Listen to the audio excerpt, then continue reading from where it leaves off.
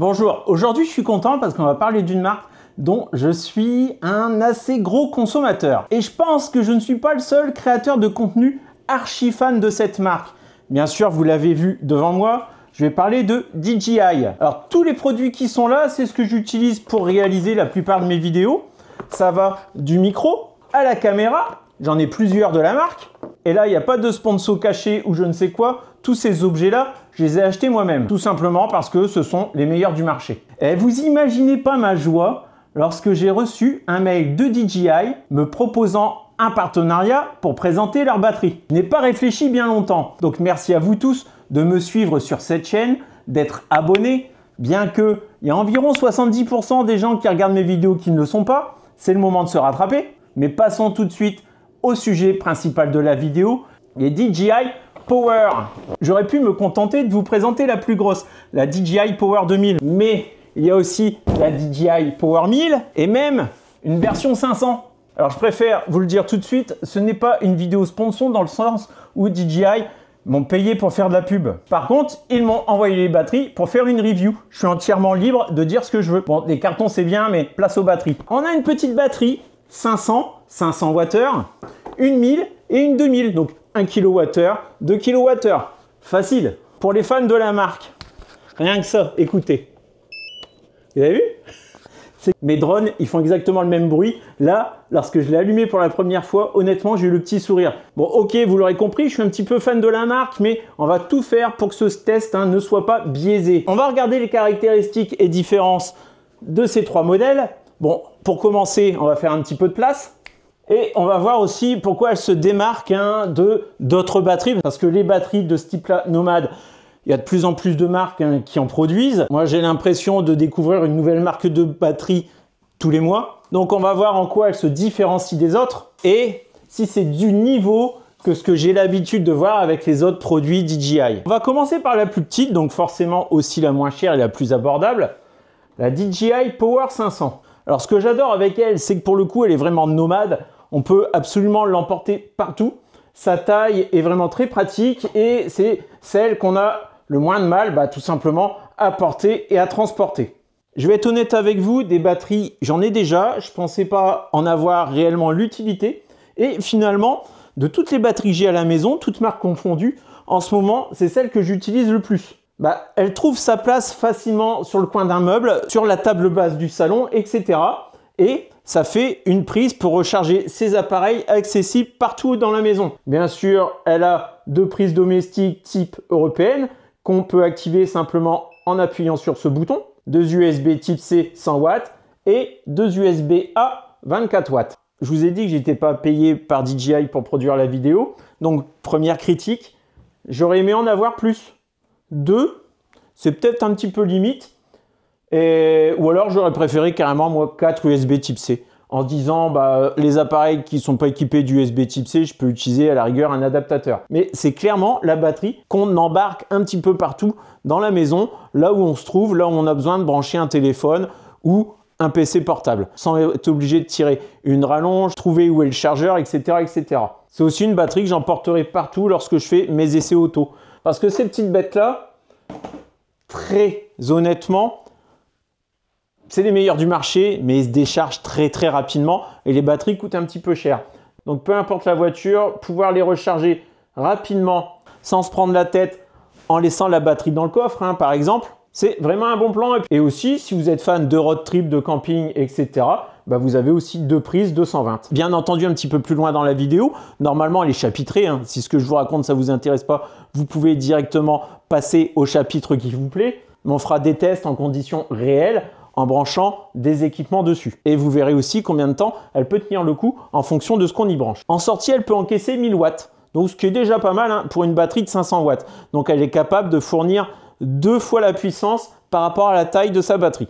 On a un port également SDC. Donc ça, c'est le port propriétaire DJI pour la recharge intelligente de leur drone. Mais ça ne fait pas que de la recharge intelligente, ça fait de l'entrée et de la sortie. C'est-à-dire que vous pourrez aussi recharger cette batterie en y connectant directement des panneaux solaires. Et bien sûr, une prise classique que vous brancherez à la maison en 220 volts pour pouvoir la recharger.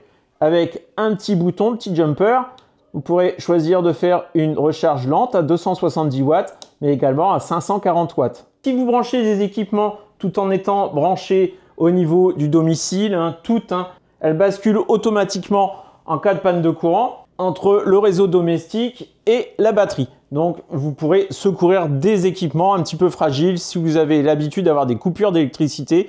Lorsque vous branchez vos écrans, votre PC ou autre dessus, vous ne vous apercevrez pas de la coupure si ça arrive. La recharge complète de cette batterie, 70 minutes. Donc ça, c'est la Power 500. Ensuite, on va arriver sur la Power 1000 V2. Oui, V2 parce qu'il y a eu une V1. Donc, c'est la deuxième édition. Par rapport à la V1, celle-ci a des puissances un petit peu plus élevées. Donc, elle se recharge un petit peu plus vite. Et également, ces ports USB-C sont en 140 watts. Et grosse nouveauté, c'est qu'elle s'intègre dans une application DJI.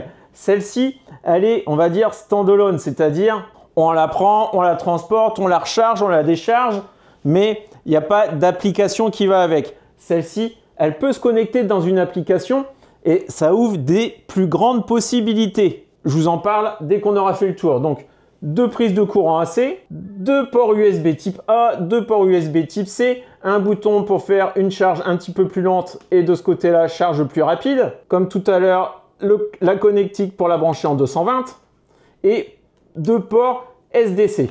Au niveau du poids, là, on a un petit peu plus de 7 kg, 7 kg 3, donc plus léger qu'un pack d'eau.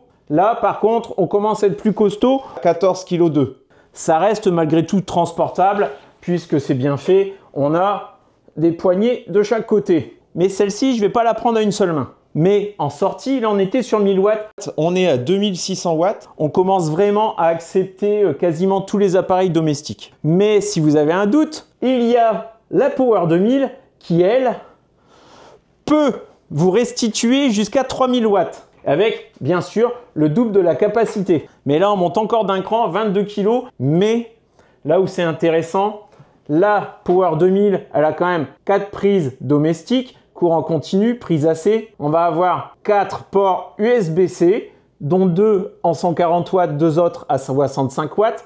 4 ports USB-A. Je sais pas vous, mais moi, les ports USB-A, je les utilise de moins en moins. Mais ils sont encore présents. Mais je pense que 6 et 2, ça aurait été un meilleur compromis. Donc, encore une fois, la prise de recharge. On peut choisir une charge rapide, une charge lente. Et ici, 2 ports propriétaires SDC. Et là, on va pouvoir fournir jusqu'à 3000 watts et 3000 watts jusqu'au dernier pourcentage. Donc, jusqu'au bout, on va fournir 3000 watts. Ça, on va l'essayer juste après. Alors, contrairement à cette petite batterie, ces deux batteries, donc la 1000 V2 et la 2000, s'intègrent dans une application maison DJI Home. Je vous insère un screen juste là. Elles sont détectées par l'application. On y met le Wi-Fi. Donc, vous avez vu là, il y a le petit logo Wi-Fi ici. Elle est connectée à mon réseau. Donc, je peux la piloter à distance. Et ce qui est cool, c'est que je vais pouvoir programmer des recharges et des décharges en fonction des créneaux horaires où mon électricité est moins chère. Mais là où ça va plus loin, c'est qu'on va aussi pouvoir décharger, faire de l'injection d'électricité dans son réseau domestique.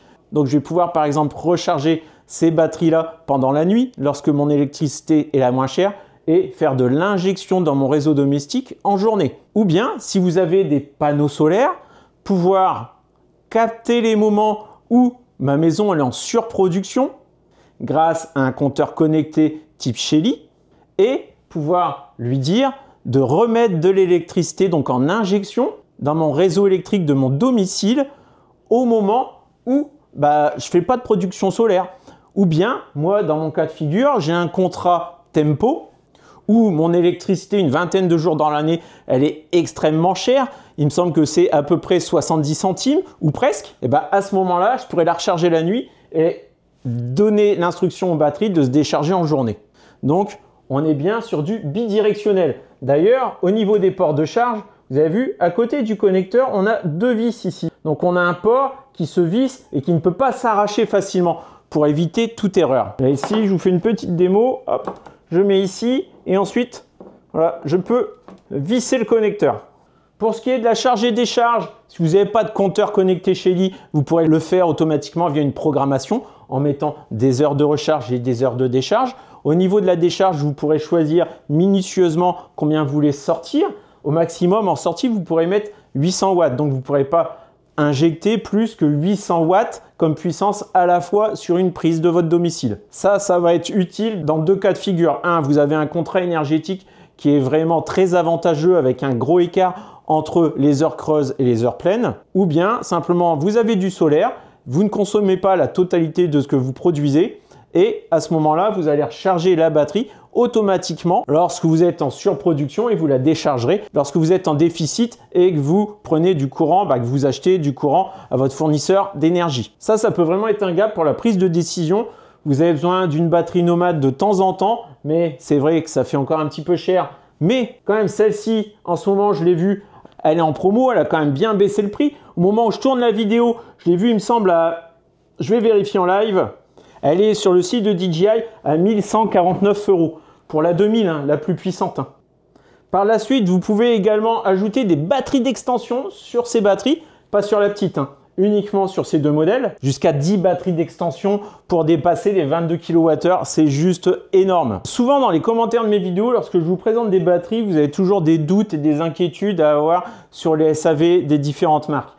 Moi, ce que je peux vous dire, c'est que chez DJI, ça rigole pas niveau SAV. D'ailleurs, j'avais fait une vidéo sur le drone que j'avais crashé. J'avais utilisé la garantie DJI et là, c'est extraordinaire. Ça répond du tac au tac. C'est une entreprise ultra sérieuse. C'est ultra reconnu sur le fait que DJI, au niveau garantie SAV, ça marche, il y a du répondant, c'est rapide. Là, sur cette marque-là, j'ai de l'expérience sur leurs autres produits.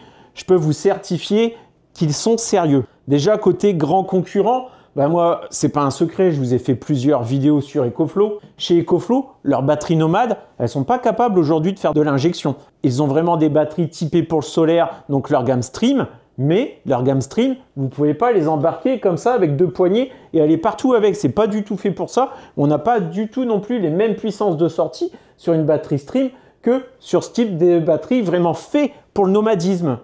Et malheureusement, avec les batteries nomades du concurrent, du principal concurrent, je pense, leurs batteries Delta sont uniquement utilisables pour faire du nomadisme. Mais le reste du temps, il va falloir avoir un Power Stream ou ce genre d'équipement pour pouvoir l'utiliser en solaire en injection. Il va falloir ajouter des accessoires. Et même, ça ne sera pas du bidirectionnel. Là, DJI, il rentre sur un nouveau marché, les batteries nomades, et aussitôt, paf, ils sortent un banger. C'est vraiment top d'avoir fait une mise à jour pour pouvoir faire du bidirectionnel. Par exemple, là, je lui ai défini des heures creuses. Il est 19h35.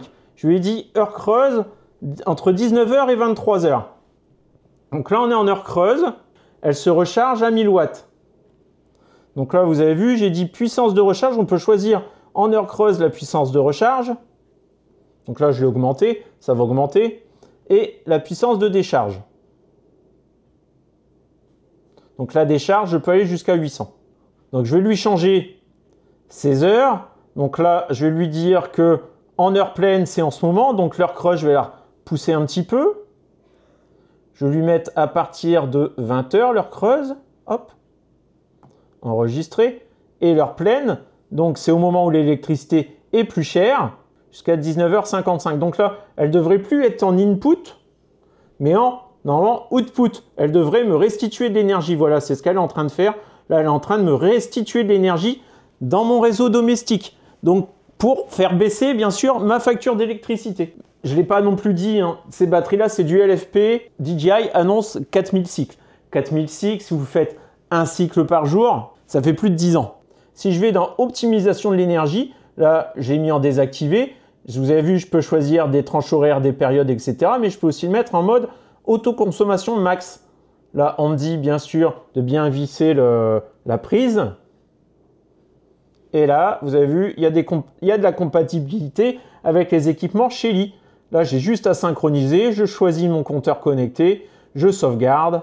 Et là, la batterie va gérer automatiquement de ce que je consomme ou bien au contraire de ce que je rejette comme énergie. Donc elle va se recharger automatiquement et se décharger toute seule. Bon, maintenant on va passer au test réel. On va pousser celle-ci au maximum et on va regarder un petit peu la différence avec un même équipement. Pendant combien de temps elles peuvent me fournir de l'énergie. On se retrouve en extérieur. On va simuler qu'on est en camping ou je ne sais quoi. Parce que là, en réalité, bon, ma maison est à côté. Bien sûr que je pourrais tirer une rallonge. Mais si j'étais sur mon petit chalet de pêche, si ça ne mord pas beaucoup, je pourrais quand même, malgré tout, profiter de ma vieille télé cathodique avec ma vieille console. On va commencer par l'allumer et j'appuie sur AC. Alors, c'est branché. Donc, console plus télé. La batterie me dit qu'elle va durer à peu près 5 heures à cette puissance. On est sur 60 watts. C'est déjà pas si mal que ça pour cette petite batterie. Et il me semble que c'est la télé qui tire le plus là-dessus. Parce qu'on est quand même sur un vieil écran cathodique. Si j'éteins la télé... ouais, il n'y a plus que 20 watts pour la console. 50 watts pour l'écran cathodique.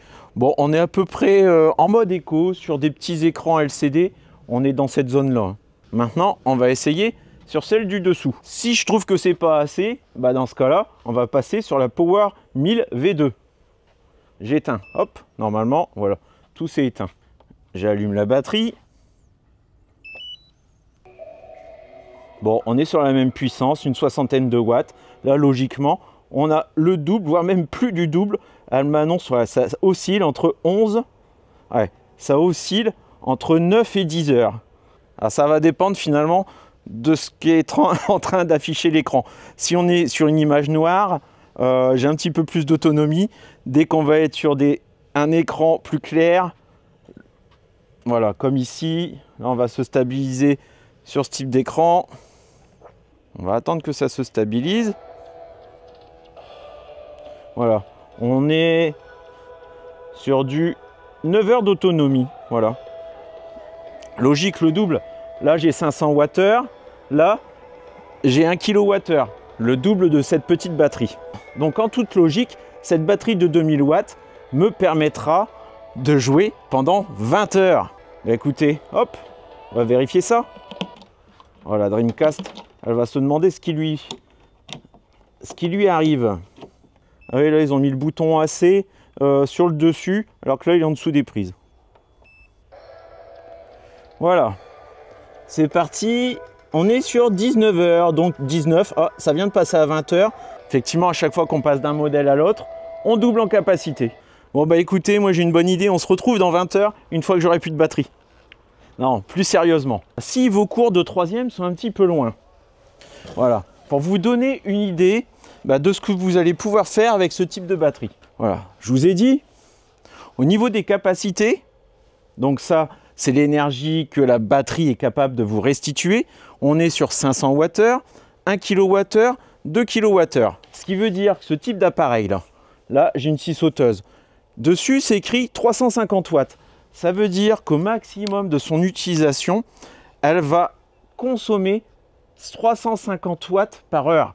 Donc là, j'ai une capacité de 500 Wh. Donc je pourrais l'utiliser pendant plus d'une heure à pleine puissance avec cette batterie. Au dos de tous les appareils que vous avez à la maison, vous avez la puissance d'écrit normalement en watts. Et comme ça, vous pouvez savoir combien de temps cet appareil peut tourner sur ce type de batterie. Bon, à savoir, il y a pas mal d'équipements de la maison qui ne fonctionnent pas non plus en permanence. Comme par exemple votre réfrigérateur. Lui, il se met à pleine puissance, il se coupe, il reprend, il se coupe, il reprend. Mais pour la plupart des objets, ça peut vous donner un ordre d'idée. Tout comme cette télé, elle ne consomme pas toujours la même puissance. Ça va dépendre de ce qu'elle affiche à l'écran. C'est pareil pour les écrans modernes type OLED. Le pixel, il ne s'allume pas s'il est noir et qu'il n'y a rien à afficher. Donc la consommation, elle est plus faible. De même, là, cette petite scie sauteuse, si je la branche et que j'appuie,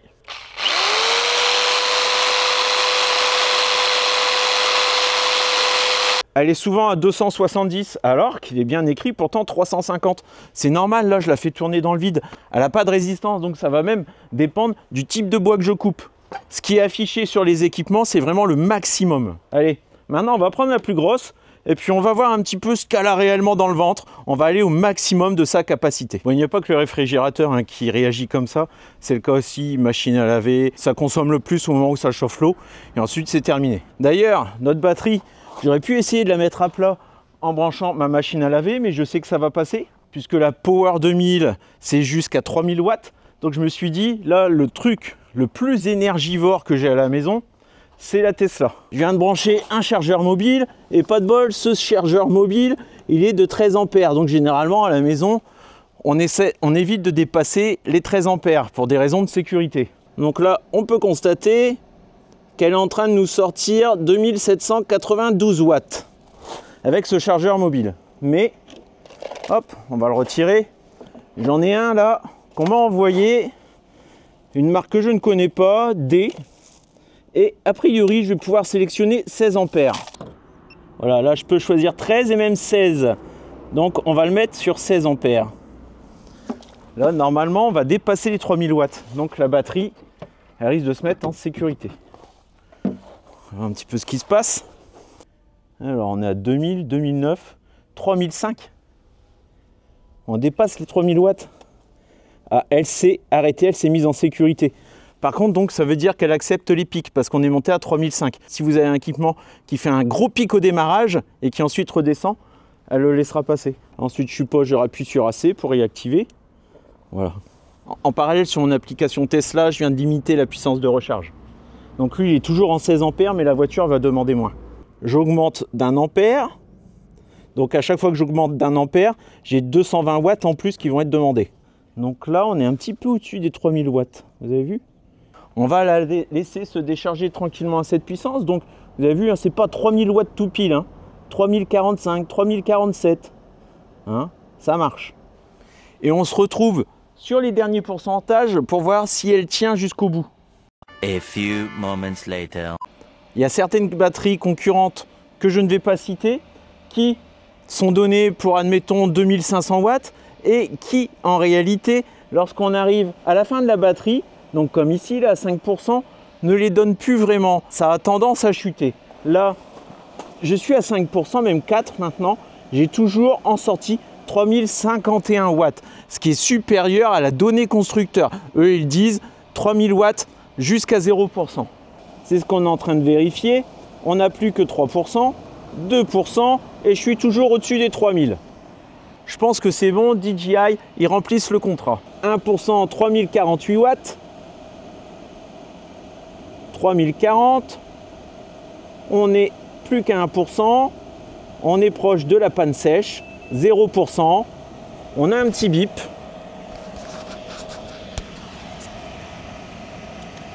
Et je pense qu'on va s'arrêter là, voilà. Voilà, elle ne délivre plus d'électricité, l'écran est encore allumé. En réalité, je pense que la capacité est un petit peu au-dessus de ce qui est annoncé, que les 2048 Wh, 2 kWh, ça leur permet de garder une puissance constante. Et aussi, à 0%, de ne pas se couper complètement. Je dois quand même avouer qu'elle m'impressionne quand même, cette petite batterie. Un milieu concurrentiel, en même temps, c'est bien, parce que là, elle a un prix qui est plutôt pas mal pour cette capacité. Donc, la concurrence va être obligée de s'aligner. Et au niveau des fonctionnalités aussi. Bon, pour conclure, je vais être franc et honnête avec vous. Lorsque DJI sort des batteries, je me dis, bon bah, une batterie de plus, un concurrent de plus, sur un marché déjà bien saturé. Mais à aucun moment, je pensais qu'ils allaient dépasser, dès leur premier essai, les leaders du marché, en proposant directement sur leur batterie nomade de pouvoir faire de l'injection. Donc on est direct sur du bidirectionnel, du moins sur la Power 2000. J'en ai pas parlé, mais DJI insiste là-dessus. La Power 2000, on peut y mettre jusqu'à 1 tonne dessus. Donc c'est vraiment une architecture solide. Ils ont testé tous leurs composants et l'assemblage pour résister à des tremblements de terre. Encore une fois, merci à vous de me suivre sur cette chaîne. C'est grâce à vous si des marques prestigieuses comme DJI me contactent pour faire les essais. Allez, ciao et à très bientôt.